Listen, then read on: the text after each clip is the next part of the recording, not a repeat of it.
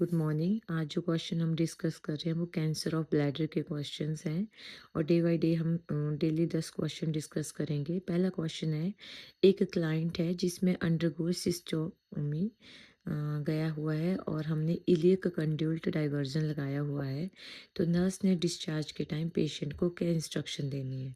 तो सबसे पहले हमें पता होना चाहिए कि अ, हम जो है क्यों लगाते हैं इलियक कंड्यूल्ट डाइवर्जन, होता क्या है। इसका मतलब होता है कि जैसे कि मान लो हमारी ब्लैडर में कैंसर है या हमें और कोई प्रॉब्लम है, ब्लैडर में इरिटेशंस है, ब्लैडर में और प्रॉब्लम्स है, जिसकी वजह से जो है हम लोग जो है मतलब यूरिन का फ्लो जो होता है वो बाहर नहीं निकल पाता है। तो हम क्या करते हैं, इलियक में से इलियक का कुछ पार्ट काट करके और फिर हम उसको जो डाइवर्जन होता है उसको चेंज कर देते हैं। तो जिसके थ्रू जो होता है हमारा यूरिन जो है वो बाहर निकल जाता है स्टोमा के थ्रू। तो इसका जो करेक्ट ऑप्शन रहेगी, इसका मतलब है drink at least 3000 ml of fluid each day. क्यों? क्योंकि अगर वो फ्लूइड ज़्यादा पिएगा तो जिसकी वजह से यूरिन इन्फेक्शन और यूरिन स्टोन होने के चांसेस कम होते हैं। मिनिमाइज डेली एक्टिविटी, हम इसमें पेशेंट को ऐसा नहीं बोलते हैं क्योंकि एक्टिविटी ज़रूरी है। Keep urine alkaline to prevent the urinary tract infection. No, this is a correct option नहीं है। हम इसमें यूरिन को एसिडिक बोलते हैं और हमने जो ऑर्डर प्रोड्यूसिंग फूड होते हैं जैसे कि अनियन होता है, फिश, शिप, एग होता है, चीज़, हाँ, इसको हम अवॉइड करने के लिए ज़रूर बोलते हैं क्योंकि इससे क्या होता है, फॉल्स स्मेलिंग आती है। वियर संक क्लोथ, संक क्लोथ होता है टाइट क्लोथ हमने पहने हैं। हम टाइट के लिए इसमें नहीं बोलते, हम लूज क्लोथ के लिए बोलते हैं। तो इसका जो करेक्ट ऑप्शन रहेगी हमारे पास रहेगी ऑप्शन नंबर 1। ऑप्शन नंबर 1 के बाद रहेगा हमारे पास ऑप्शन नंबर 4 एंड 5। अब हमारा सेकंड क्वेश्चन है, एक नर्स है वो केयर कर रही है क्लाइंट की जिसको इलियक कंड्यूल्ट है और जब हम असेस करते हैं उसके स्टोमा को तो कौन सा जो आउटकम है वो जो है डिज़ायरेबल नहीं है, नॉट डिज़ायरेबल।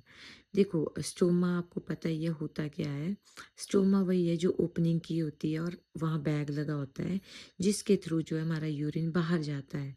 तो डर्मेटाइटिस इसमें एबनॉर्मल फाइंडिंग है, ब्लीडिंग इसमें एबनॉर्मल फाइंडिंग है, फंगल इन्फेक्शन इसमें अबनॉर्मल फाइंडिंग है। और जो फोर्थ ऑप्शन है वो हमारी और फिफ्थ करेक्ट है। फोर्थ और फिफ्थ क्यों करेक्ट है, क्योंकि जब हम स्टोमा लगाते हैं तो उसमें जो हम एडिसिव सॉल्वेंट का यूज़ करते हैं स्किन के चारों, ताकि स्किन का ब्रेकडाउन ना हो। एडिसिव सॉल्वेंट जो होता है एक तरह से आप बोल सकते हो रिमूव करते हैं।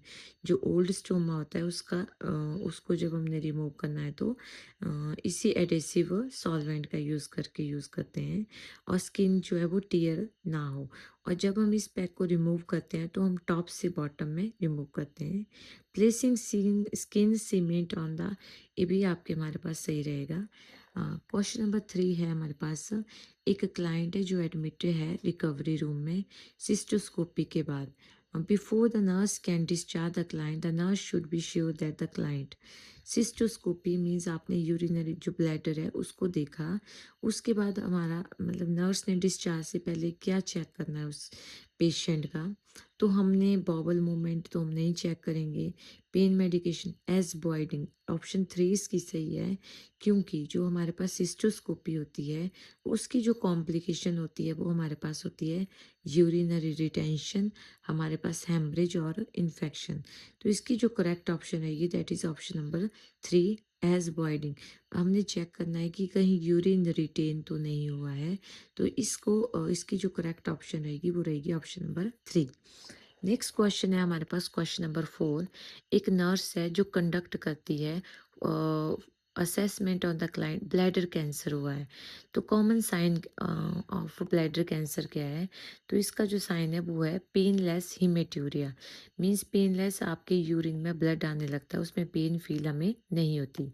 नेक्स्ट क्वेश्चन है हमारे पास, ऐसा कौन सा सिम्टम होता है जो इंडिकेट करता है कि क्लाइंट हैज़ ज्वाल पे कॉम्प्लिकेशन आफ्टर ए सिस्टोस्कोपी। यानी जब हमने उसके यूरिनरी ब्लैडर को देखा उसके बाद उसको कॉम्प्लिकेशन डेवलप हो गई है, तो ऐसा कौन सा सिम्टम है। देखो, मैंने बोला था आपको पहले डिजीनेस तो नहीं होता है, पिंक टिंक्ड यूरिन सिस्टोस्कोपी के बाद नॉर्मल फाइंडिंग है, ब्लैडर का स्पाज़म भी नॉर्मल फाइंडिंग है, लेकिन इसमें से जो चिल्स है वो नहीं है, क्योंकि मैंने आपको पहले भी बताया था कॉम्प्लिकेशन क्या थी हमारे पास सिस्टोस्कोपी की, इन्फेक्शन भी था। तो चिल्स है मीन्स इसको फीवर आ रहा है, दैट मीन्स इन्फेक्शन हो गया है। तो ये जो सेकंड नंबर ऑप्शन इसमें सही रहेगी। एक क्लाइंट है जिसने डेवलप किया lower abdomen pain after cystoscopy, mostly होती है। तो नर्स ने क्लाइंट को क्या इंस्ट्रक्ट करना है, जब हमें कई बार सिस्टोस्कोपी करते हैं, हम ब्लैडर को देखते हैं, स्टडी करते हैं, तो उसके बाद हम पेशेंट को यूजली बोलते हैं कि आपकी हो सकता है लोअर बैक पेन पेन हो, तो घबराना नहीं है, आपने घर में जाना है और गर्म पानी के टब में बैठना है। अगर टब की व्यवस्था आपके पास नहीं है तो अपने हॉट वाटर से जो है वो अपनी मतलब जो बैक बैक है उसको थोड़ा सेकना है। तो इसकी ऑप्शन नंबर 4 करेक्ट रहेगी। इसके बाद हमारे पास अगला क्वेश्चन, क्वेश्चन नंबर 7 बोल रहा है हमारे पास, एक क्लाइंट है जिसको डायग्नोसिस हुआ है ब्लैडर कैंसर का, और ब्लैडर कैंसर मीन्स हमारे पास एक इलियक कंड्यूल्ट हमने डाला है, यानी परमानेंट हमने स्टोमक की ओपनिंग डालनी पड़ेगी क्योंकि कैंसर हुआ है। तो हमने उस पेशेंट को बोला कि एक्सप्लेन किया कि ये इलियक कंड्यूल्ट होता क्या है, बार बार हम बोल रहे हैं ना, तो ये कुछ नहीं है, ये कन्वे करता है urine from the ureter to a stoma, मतलब एक एब्डोमेन में ओपनिंग की जाती है स्टोमा, और जिसमें से जो होता है यूरिन जो है यूरेटर के थ्रू बाहर निकल जाता है। तो इसकी जो है ऑप्शन नंबर थर्ड जो है ये करेक्ट रहेगी। नेक्स्ट क्वेश्चन है हमारे पास कि हम जो है सर्जरी के बाद इलियक कंड्यूल्ट को असेस करते हैं, तो नर्स जो है उसको क्लोजली असेस कर रही है कि कोई कॉम्प्लिकेशन तो नहीं है। तो पेल्विक सर्जरी से रिलेटेड कौन, देखो जो पेल्विक एरिया होता है यहाँ मैक्सिमम ब्लड सप्लाई होती है, तो इस एरिया की जो कॉम्प्लिकेशन रहती है वो थ्रोम्बोफिलिवाइटिस ज़्यादा रहती है। नेक्स्ट क्वेश्चन है कि एक नर्स है वो असेस करती है यूरिन को क्लाइंट की जिसको इलियक कंड्यूल्ट है, और नोट कर रही है कि उसमें थोड़ा सा म्यूकस भी आ रहा है उस यूरिन में।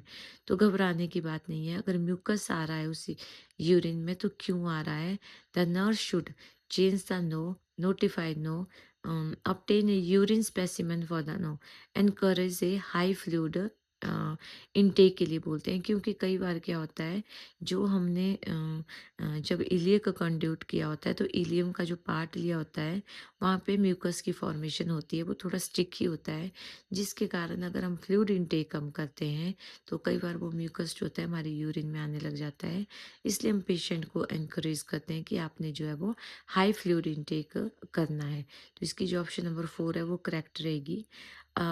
10th क्वेश्चन है, जब हम टीच करते हैं क्लाइंट को इलियक कंड्यूल्ट के लिए, तो नर्स बोलती है उसको कि empty the appliances frequently, so which indicate the client is following instruction. तो the seal around the stoma is intact.